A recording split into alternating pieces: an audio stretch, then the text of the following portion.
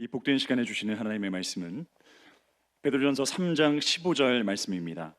신약성경 381면에 있는 시작. 너희 마음에 그리스도를 주로 삼아 거룩하게 하고 너희 속에 있는 소망에 관한 이유를 묻는 자에게는 대답할 것을 항상 준비하되 온유와 두려움으로 하고. 아멘. 이 시간 우리에게 귀한 말씀을 전하시는 목사님은 그레이스 미션대학교 기독교 변증학 전임교수로 활동하셨고 현재 청주 서문교회 담임목사로 섬기고 계신 박명용 목사님이십니다. 목사님의 자세한 소개는 주보 19면에 있는 강사 소개란을 참고하시기 바랍니다. 이 시간 귀한 목사님을 보내주신 하나님께 감사하는 마음과 목사님을 환영하는 마음으로 박수로 모시겠습니다.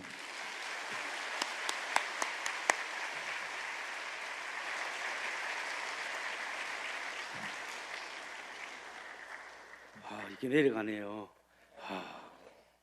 신기합니다. 여러분 반갑습니다. 정말 존경하는 목사님 오정호 목사님이 심호하는 우리 새로남 교회에 와서 말씀을 전할 수 있어서 너무 감사합니다. 오늘 하나님께서 우리 각자에게 주시는 그런 메시지가 여러분에게 있기를 간절히 기도하는 마음으로 이 자리에 있었습니다. 저는 오늘 다음 세대를 살리는 기독교 변증이라는 제목으로 말씀을 드리려고 하는데요. 기독교 변증은 크리스천 아포로제틱스라고 하는데요. 기독교 변증이 뭐냐면 기독교 신앙이 얼마나 진리인가를 합리적으로 설명하는 것이 기독교 변증입니다. 그리고 우리가 기독교 신앙이 정말 믿을만하다, 이걸 이성적으로 잘 풀어서 설명하는 것이 기독교 변증인데요. 저는 하나님의 은혜 가운데 미국 유학 갈 수 있었습니다. 그래서 한 15년 미국 생활을 했는데 거기서 10년 동안 또 공부를 하면서 석사 과정 2개를 마치고 목회학 박사 하나를 마치면서 공부하면서 또 목회를 했습니다. 단임 목회를 한 10년 정도 했는데 제 목회하는 목회 현장이 주로 이제 처음에는 한 4-5명부터 시작을 했는데 한 10명이 오고 20명이 오고 30명이 오고 40명이 오게 됐는데 그분들이 다 석사 박사 학생들이었습니다.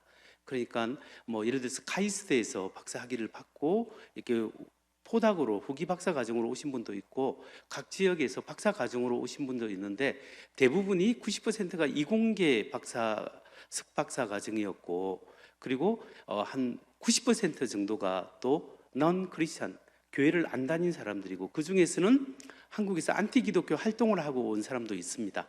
근데 왜 저희 교회에 왔냐면 저희는 작은 LA 외곽 지역에 있었는데요.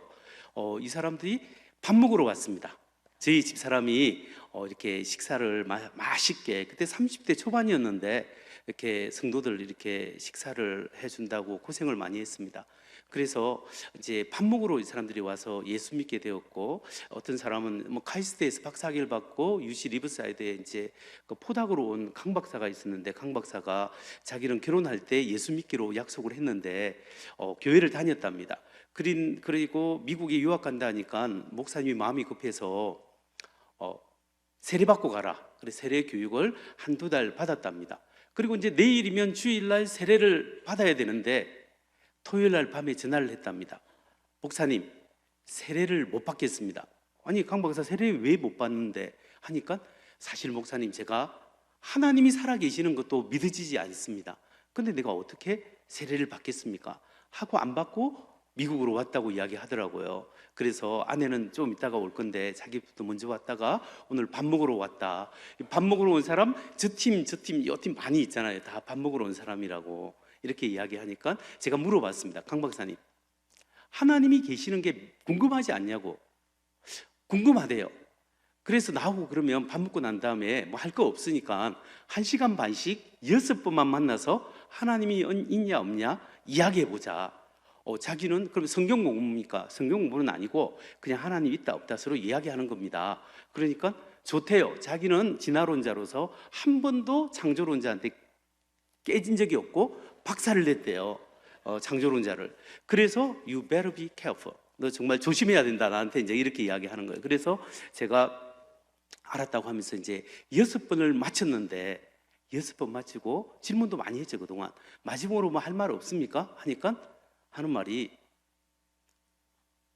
세례를 하나님이 있는 게 믿어지고 예수님이 하나님의 아들인 게 믿어진대요. 자기가 세례를 받으려고 하면 어떻게 해야 되냐고. 세례를 받으려고 하면 하나님이 누군지, 예수님이 누군지, 복음에 대해서 알아야 되기 때문에 다시 6주를 성경 공부를 해야 된다. 그 성경 공부를 이렇게 정말 그 사람하고 했어요. 그런데 이 사람이 성경 공부하고 제가 예수 믿고 이제 세례를 받으려고 하면 작은 교회니까 이제 급성으로도 주기는 하는데요. 이렇게 안 믿는 사람들이 다 90%잖아요. 아직 뭐 다른 사람들이 넘어온 적이 없고, 제가 이제 기독교 변증을 전공을 했기 때문에 이제 학교에서 배운 걸 실험을 하는 거예요, 이분하고.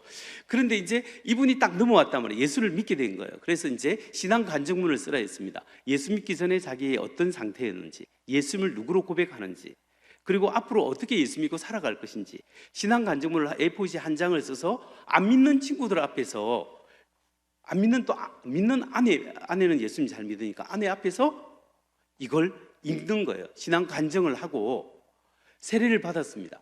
이 사건이 저희 교회에서는, 제가 있었던 교회는 폭발적인 일이 있었는데, 저 똑똑한 사람이 어떻게 목사님을 6번 만나가고 헷가닥 해가지고 성경 공부를 하고, 우리 부끄럽지도 않게, 부끄러울 텐데 이상하게 우리 앞에서 이렇게 간증을 하게 되었다, 이런 이야기를 해서 다른 사람들이 굉장히 호기심을 있었습니다. 그래서 어떻게 네가 이렇게 목사님한테 넘어갔냐 물어보니까, 궁금하면 500원이 아니고 목사님한테 물어봐라. 그래서 저한테 사람들이 3-4명이 오기 시작했습니다. 그래서 같이 또 하나님이 있냐 없냐 이야기를 했는데, 이 사람들이 또 이렇게 하나님이 믿어진다고 하는 거예요. 그래서 이 사람들을 또 성경 공부를 6주를 시켰죠. 그리고 각자 전부 다 신앙 고백을 하고 세례를 받기 시작했습니다. 그것 때문에 저희 교회는 계속적으로 이분들이 세례를 받게 되었고, 또 유학생 교회는 2-3년 후에 밀물과 썰물이 있습니다. 학위 받고 싹 나가고 다시 또 들어오고, 소개해서 또 들어오고 또 나가고, 그 일을 10년 정도 이렇게 사이클이 한 3번, 4번 정도 이렇게 돌았거든요. 그렇게 해서 이제 목회를 하다가 보니까, 저는 이제 안 믿는 지성인 이공계 계통의 사람들의 특징이 있어요. 답이 떨어지면 믿어요. 인문계 사람들의 특징이 있어요. 정말 그럴까? 빙빙 돌아요. 정말 돕니다. 이 질문 저 질문 많이 해서 나중에 믿고, 이공계는 딱 확실히 자기가 이렇게 하나님이 있다 없다라고 논쟁하고 이야기했을 때 하나님이 있다라는 증거가 있으면 이제 믿으려고 해요. 그리고 난 다음에 정말 자기가 이제 마지막은 아무리 지성적으로 이렇게 이야기해도 마지막은 신앙적으로 결단을 해야 되거든요. 그래서 자기가 예수 믿는 사람이 많았습니다.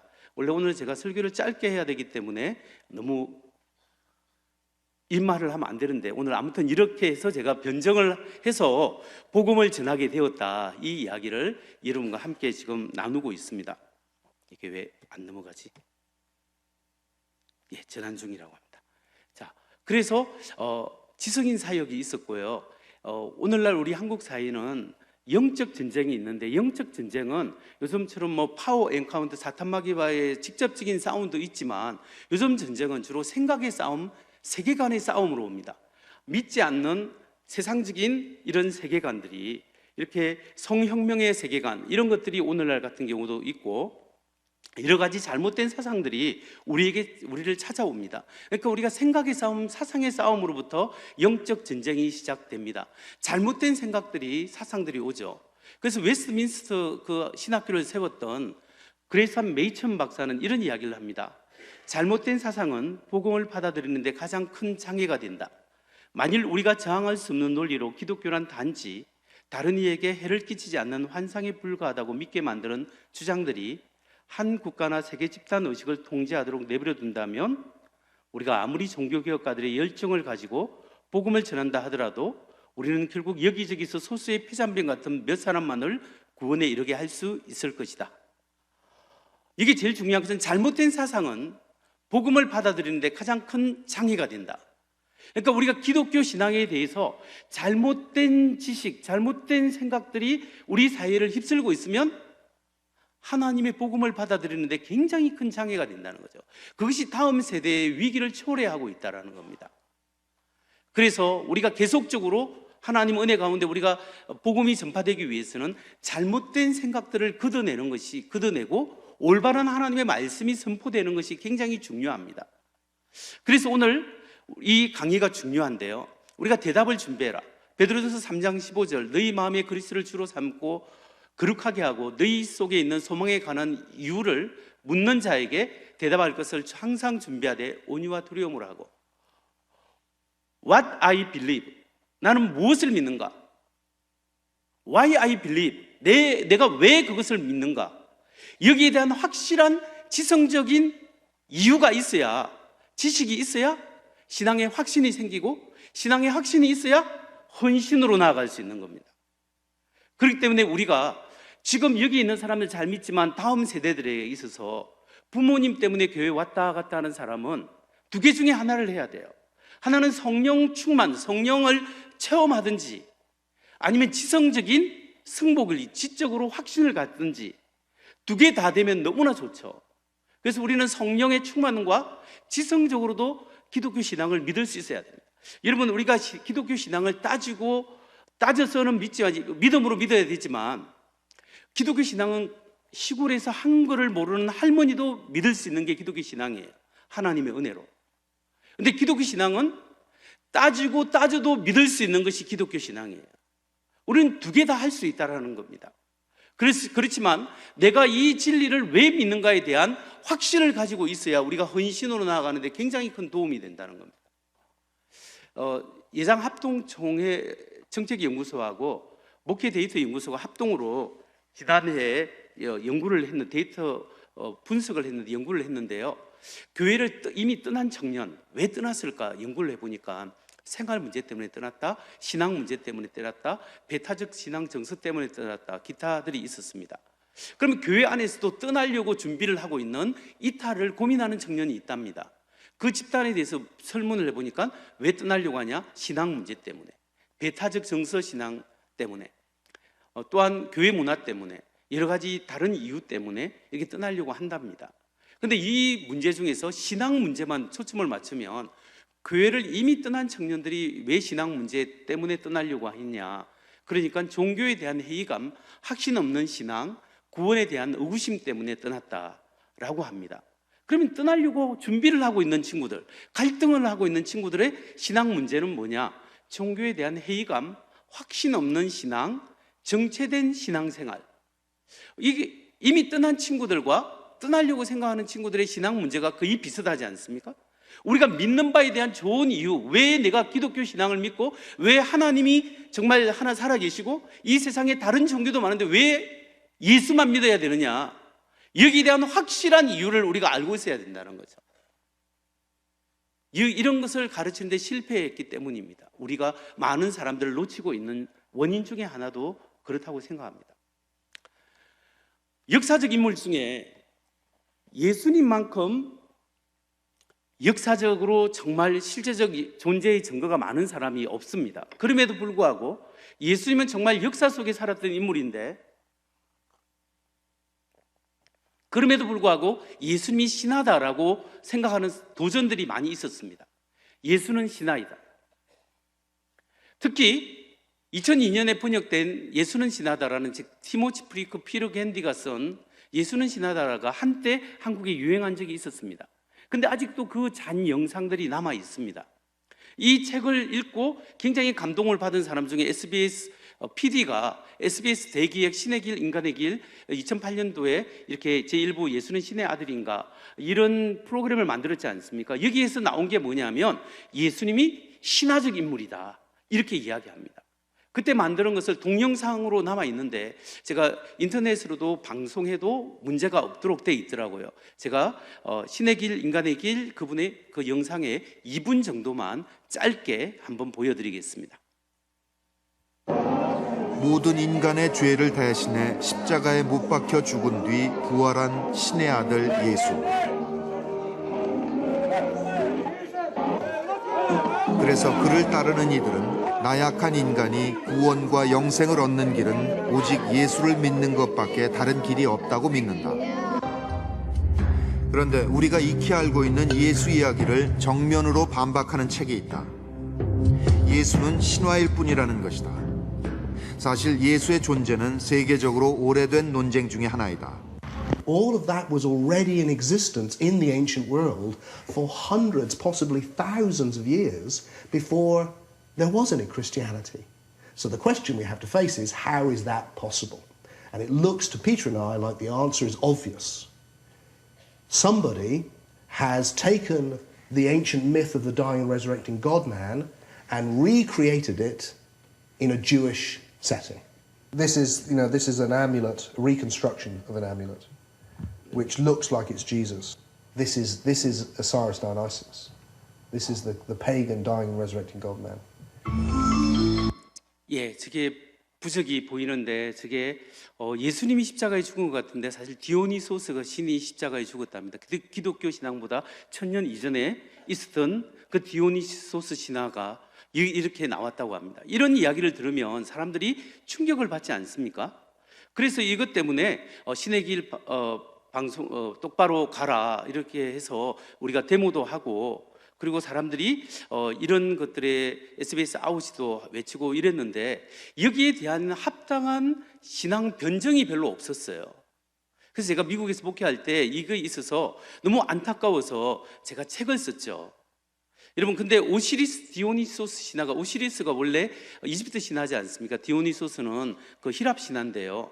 근데 이 사람들이 이걸 함께 묶어서 이런 오시리스 디오니소스 신화는 이런 내용이 나온다는 거죠. 이런 신화가 기독교보다 훨씬 수백 년에서 1000년 이전에 있었던 신화입니다.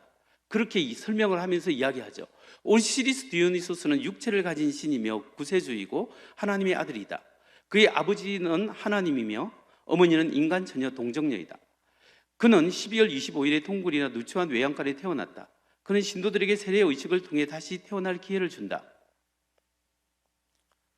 그는 결혼잔치에서 물을 수로 바꾸는 기적을 행한다. 그가 나귀를 타고 입성할 때 사람들은 종려나무 가지를 흔들고 찬송하며 그를 맞이한다. 그는 세상 죄를 대신 짊어지고 부활절 무릎에 죽는다. 죽은 지 사흘 만에 부활해서 영광스럽게 하늘로 올라간다. 신도들은 최후의 날 심판자로 그가 다시 돌아오기를 기다린다. 그의 죽음과 부활은 그의 몸과 피를 상징하는 빵과 포도주 의식으로 기념된다. 여러분, 이런 이야기를 우리 자녀들이나 다른 젊은 친구들이 들었고 이런 영상들도 있고 이런 강의를 들었을 때 우리 교회 안에 있는 사람은 이미 신앙이 있지만 교회 밖에 있는 사람들은 더 예수 안 믿고 교회 안에 있는 우리 자녀들도 신앙이 흔들릴 수 있지 않습니까?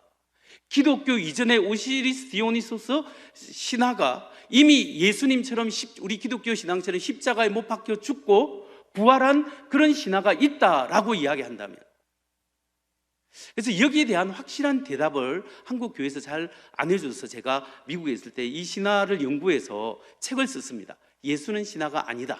근데 이 책은 너무나 안 팔려요. 우리 집에서는 유명한데. 그래서 제가 이제 한국에 와서 그 영상을 만들었습니다. 영상을, 예수는 신화가 아니다, 영상을 만들었는데 한 20만 뷰 정도 보았나요? 그래서 이제 영상으로 이제 이렇게 수련회 때 이렇게 보여주고 이렇게 하라고 자료를 제공해 주고 있습니다. 이 영상 만든 거 한번 보겠습니다.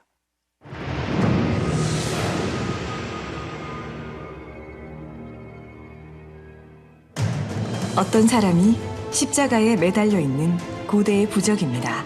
마치 십자가에 못 박힌 예수의 모습 같지만 이것은 십자가에 못 박힌 디오니소스 신입니다.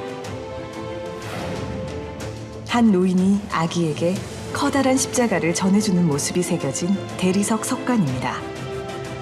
이 아기는 아기 예수를 떠올리게 하지만 디오니소스 신입니다. 티모시 프리크와 피터 겐디의 예수는 신하다. 이 책은 2002년에 출판되어 위와 같은 유사점들을 근거로 제시하며 예수의 이야기가 고대 신화 속의 이야기들을 모방했다고 주장하며 우리를 충격에 빠뜨립니다.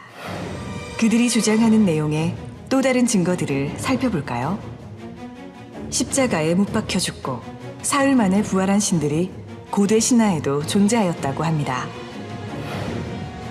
기록에 따르면 오시리스 신화의 오시리스도 죽은 지 사흘 만에 부활하였고, 그리스 로마 신화의 디오니소스 신도 죽은 후 얼마 되지 않아 무덤에서 하늘로 올라갔다고 전해집니다. 결혼식장에서 물을 포도주로 만드는 신이 있었다고 합니다. 최후 심판날에 심판주로서 다시 돌아오는 신도 있었다고 합니다. 페르시아에서 기원해 2세기에서 4세기 전 로마 제국에서 유행한 미트라스 교의 신도들은 미트라스도 하늘에 올라가서 종말의 때를 기다리고 있다고 믿었습니다.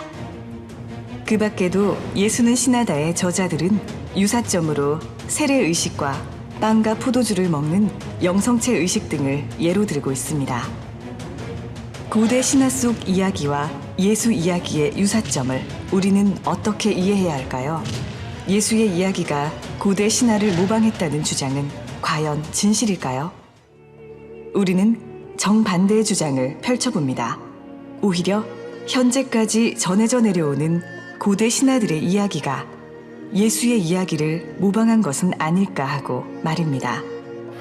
기독교가 발생하기 이전으로 한번 거슬러 올라가 보겠습니다. 고대 종교를 비교 연구한 저명한 역사학자 군터 와그너는 기독교가 그 핵심 교리를 베껴올 만큼 완성된 신비 종교는 예수 시대 이전에는 존재하지 않았음을 명확히 밝히고 있습니다. 고대 신화를 연구하는 학자들은 한결같이 주장합니다.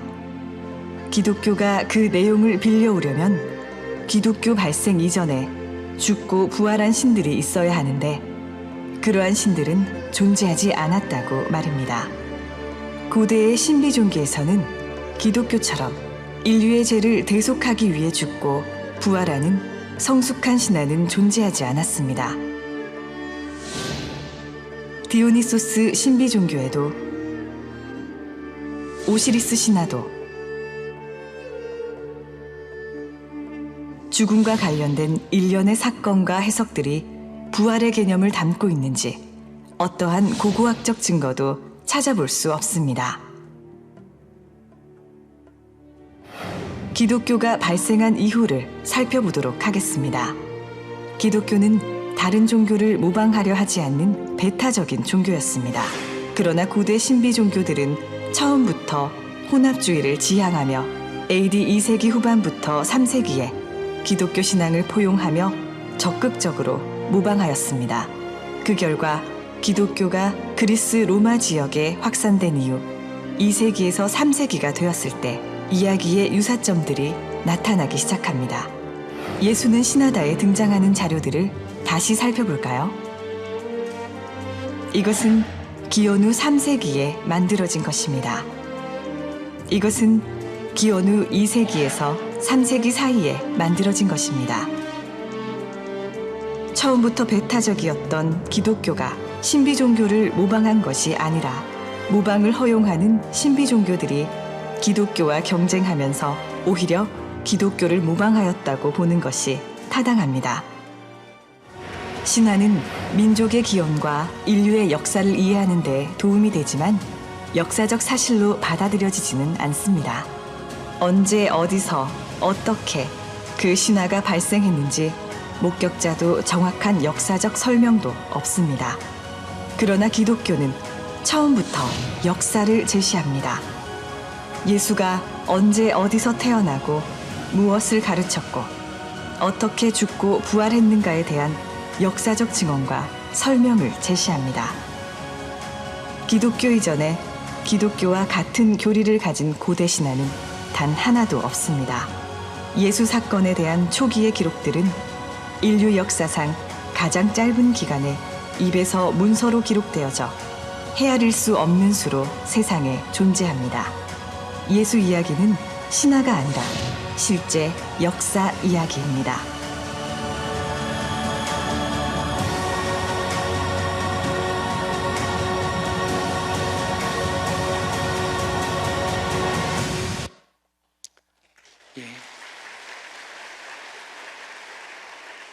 어떻습니까? 정확한 정보에 의하면 기독교 이전에 기독교와 똑같이 우리 죄를 위해서 십자가에 죽고 부활한 그런 교리를 가진 신비 종교나 그런 신화는 없습니다. 기독교 이전에. 기독교 예수님이 태어나기 전에 십자가에 죽고 부활한 것도 신도 없습니다. 유사하게 보이지만 유사점이 아닙니다. 전혀 다른 문제죠. 기독교와 신비 종교가 유사점이 나오는 것은 기독교 복음이 전파된 지 200년, 300년이 지났을 때 다른 종교들은 다 혼합 종교예요. 그렇기 때문에 좋은 것을 다 가져다 붙이는데 기독교가 너무 잘 되고 있거든요. 그래서 자기들이 빌려와서 후대에 그것을 빌려온 증거가 너무나 많습니다. 그러면 사람들이 왜 기독교 닮았다냐? 기독교 이전에 1000년 전에 있었던 신비 종교는 있었지만 그때는 기독교하고 닮은 게 없어요. 하나도 없어요. 목사님 진짜예요? 진짜 하나도 없어요. 근데 같은 점은 기독교 복음이 전파되고 200년, 300년 후에 같은 점이 나타나기 시작하는 거죠. 그래서 학자들은 기독교가 그걸 뺏긴 것이 아니라 다른 신비 종교들이 기독교를 뺏겼다라고 이야기할 수밖에 없는 거예요. 그렇기 때문에 우리가 이 역사적 사실을 바로 알아야 되는데 이것을 거꾸로 설명해서 사람들을 미혹하고 있는 것을 우리가 볼 수 있습니다. 뿐만 아니라 예수님은 그러면 실제로 존재했는가? 여러분, 우리가 신약 성경을 통해서 예수님에 대해서 알 수 있는데요, 신약 성경을 우리가 하나님의 말씀이라고 보지 않고 일반 역사책이다 생각하고 일반 역사를 연구하는 똑같은 동일한 잣대로 성경을 연구해 보자는 거예요. 역사성을. 그러면 이 신약 성경 예수님에 관한 이야기가 얼마나 정확하고 역사적 신뢰성이 있을까요? 정말 놀랍도록 있습니다. 여러분, 예수님의 기록은 신뢰성이 있는가? 정말 예수님의 기록은 정말로 신뢰성이 있는데 다른 고대 정보들이나 고대 문서들과 비교해 볼 때 예수님의 역사성, 신약 성경의 역사성이 확연히 드러납니다. 그래서 이것도 예수에 관한 기록 역사적 신뢰성이 있는가라는 주제를 가지고 제가 영상으로 만들어 보았습니다. 한번 보겠습니다. 예수에 관한 기록, 역사적 신뢰성이 있는가?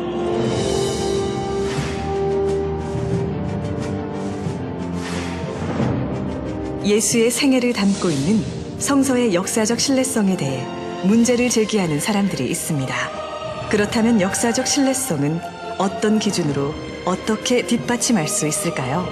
일반 역사의 신뢰성을 뒷받침할 수 있는 4가지의 기준이 있습니다. 이렇게 4가지의 기준으로 고대사와 예수의 역사 기록을 비교해 보겠습니다. 구전 전승기간이란 역사적 인물의 생애 혹은 가르침이 문서로 기록되기 전 입에서 입으로 전해진 기간을 말합니다.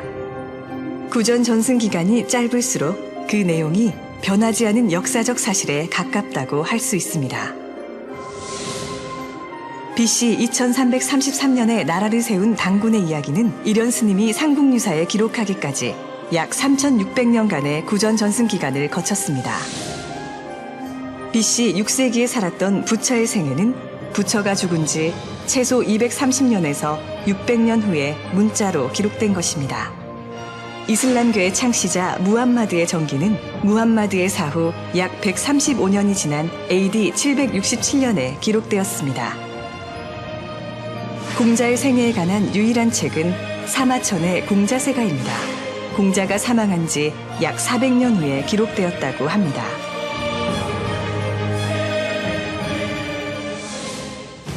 알렉산더 대왕의 기록은 그가 죽은 지 약 400년 후 아리안과 플루타크에 의해 쓰였습니다.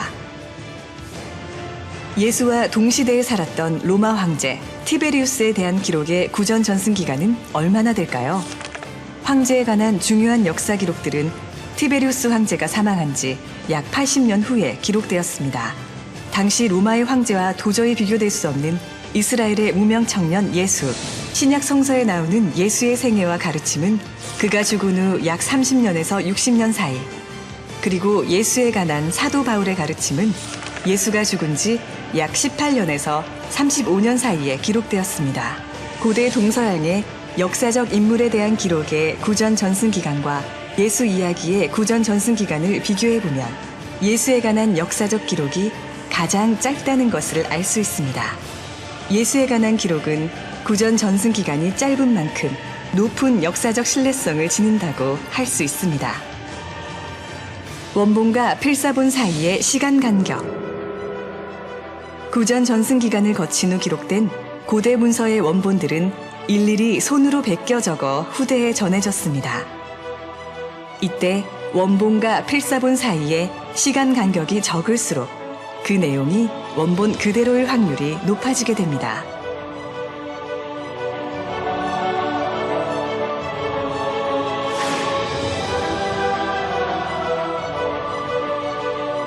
사본의 개수. 고대 기록물 중에서 성서만큼 많은 개수의 사본이 존재하는 기록물은 없습니다. 사본의 수가 많을수록 내용의 신뢰성은 높다고 할 수 있습니다.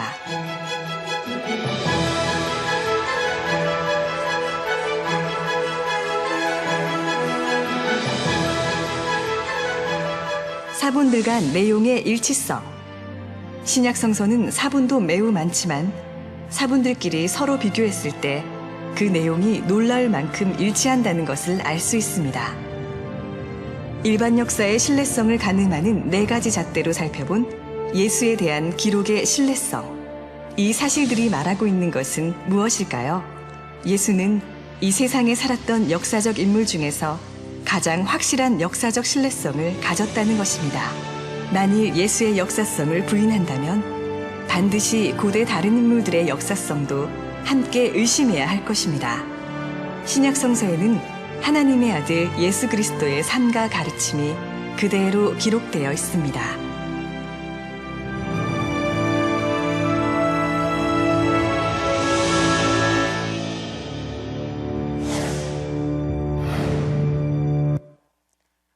예, 일반 문서를 연구하는 방식으로, 역사를 연구하는 방식으로 성경을 연구하면 로마 황제보다 예수님의 기록이 더 많고 더 정확합니다.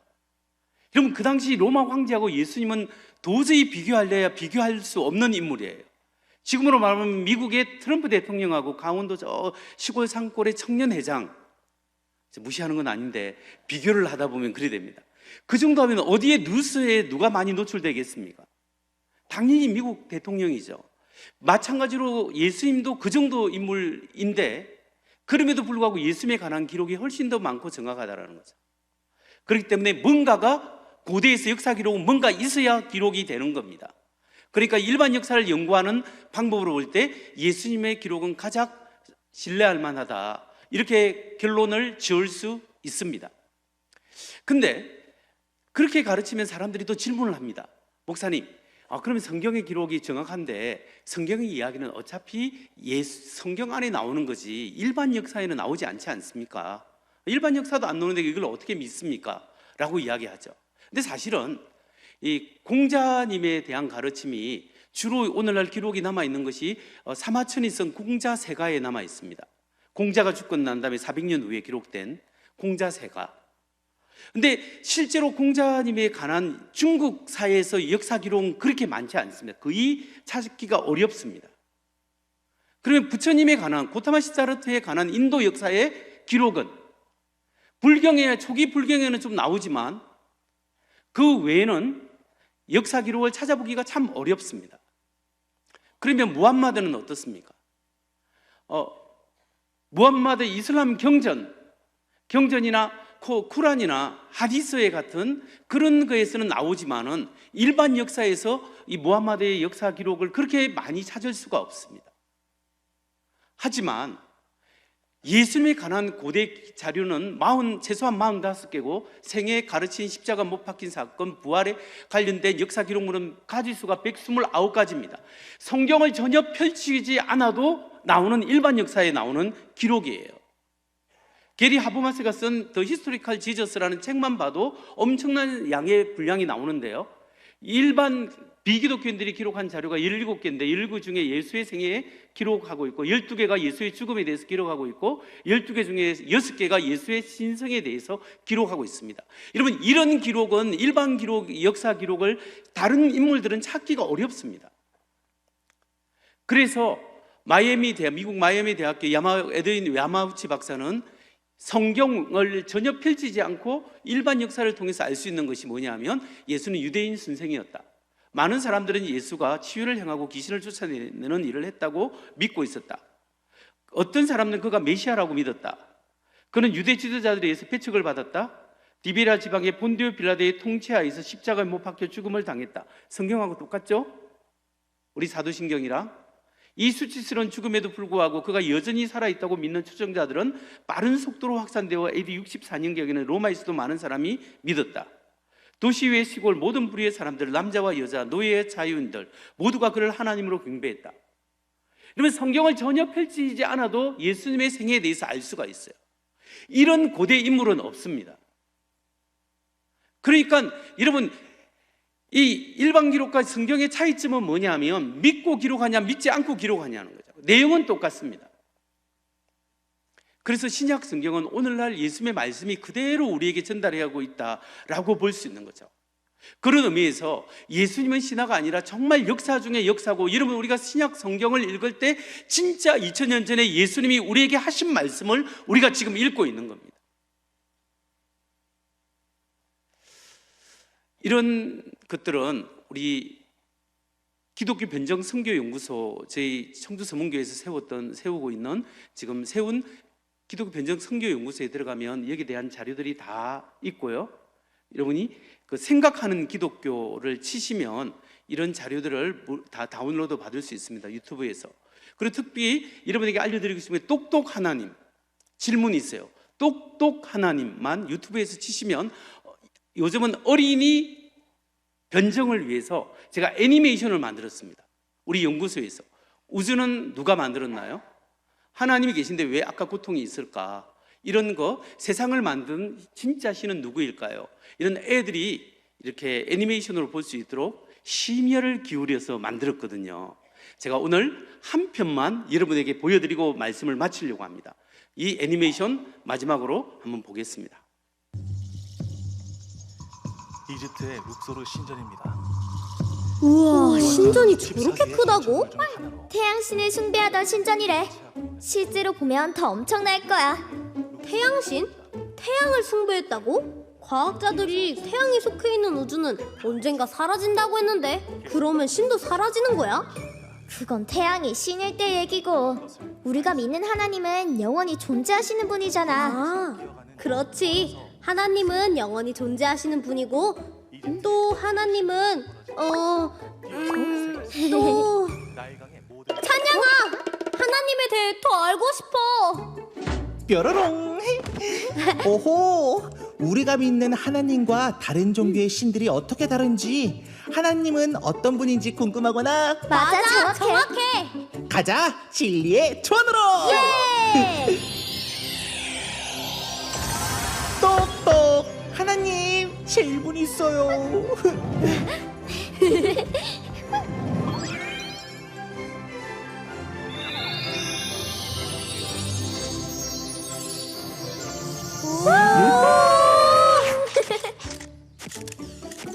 자, 이메일 기자 질문해 주세요. 우주나 자연이 신일 수 있나요?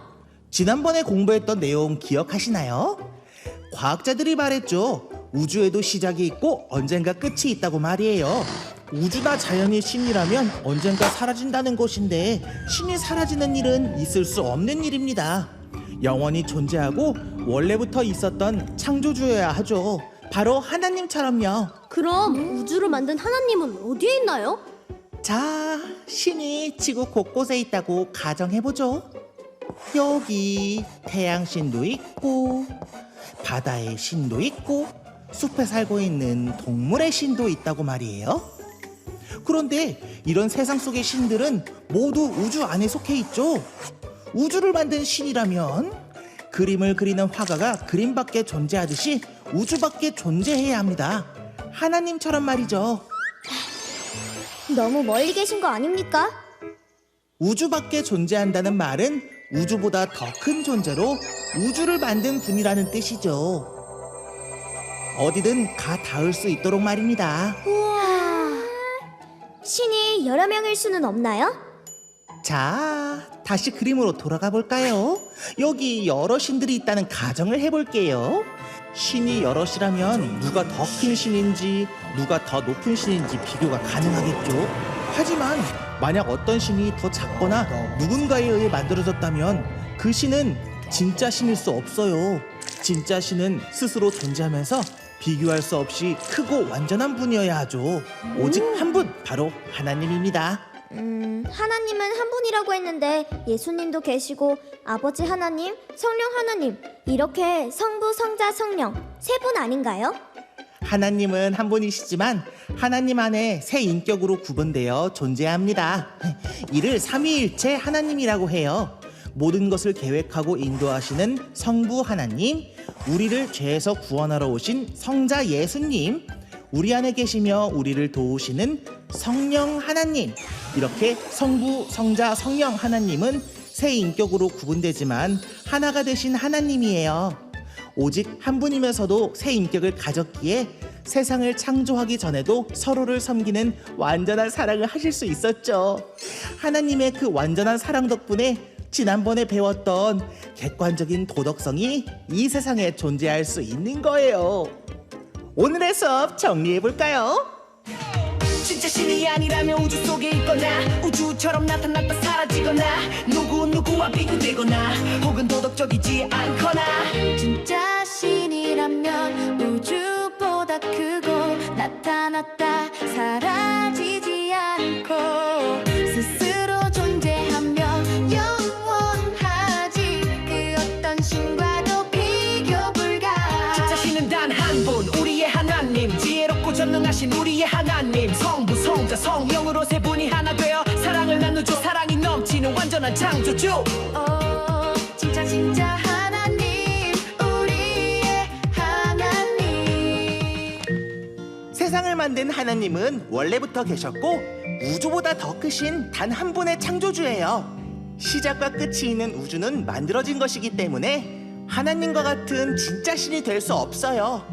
성부, 성자, 성령 세 인격이 사랑으로 하나 되신 하나님은 사랑과 지혜가 넘치는 창조주세요. 세상을 만드신 진짜 신은 오직 한 분, 바로 성경의 하나님이세요. 우리 하나님께 영광의 박수를 한번 드리겠습니다. 여러분, 기독교 신앙은 그냥 믿어도 진리예요. 근데 따지고 믿어도 진리입니다.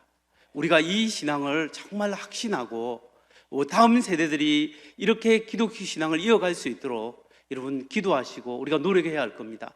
유튜브에 들어가서 똑똑 하나님 치시면 6편을 무료로 아이에게 어른과 함께 볼 수가 있습니다. 그렇게 하시고 여러분 기도해 주시고 또 우리 다음 세대들이 정말 이 신앙의 확신을 가지고 기독교 신앙을 계속 이어갈 수 있도록 우리가 1분만 함께 주여 한번 부르고 하나님 한국교회를 붙들어 주시고 다음 세대를 붙들어 주시고 우리의 신앙이 하나님 앞에 온전히 설 수 있도록 이 진리를 붙잡고 살아가게 하여 주시옵소서. 우리 주여 한 번만 하고 기도합니다. 주여, 하나님 아버지 은혜를 감사합니다. 오늘 새로운 교회 성도님과 함께 나누었습니다. 우리가 믿는 하나님은 정말 진리의 하나님, 참 하나님이신데 이 잘못된 영적 존재 사탄마귀의 역사가 일어나고 있습니다. 주여 막아주시고 주여 우리가 정신을 차리고 다시 한번 믿음으로 다음 세대에게 이 온전한 복음을 잘 가르칠 수 있도록 하나님의 은혜를 베푸시고 은총을 베풀어 주시옵소서. 우리 하나님께서 새로운 성도들에게 새 힘을 주시고 하나님의 귀한 은혜와 은총을 다하여 주셔서 놀랍게 축복하시고 하나님이 구원의 방주가 우리 새로운 교회부터 일어날 수 있도록 주여 축복하시고 주여 역사하여 주시옵소서. 하나님 아버지 감사합니다. 주께서 역사하시고 주께서 우리를 불쌍히 여기셔서 우리의 신앙이 다음 세대에 지혜롭게 이어질 수 있도록 하나님이 역사하시고 이어질 뿐만 아니라 더욱더 강하게 일어나서 이 마지막 세상에 하나님의 구원의 복음을 온 세상에 증거하는 전도와 선교의 역사가 일어나게 하여 주시옵소서. 감사드리며 예수 그리스도 이름으로 기도하옵나이다. 아멘.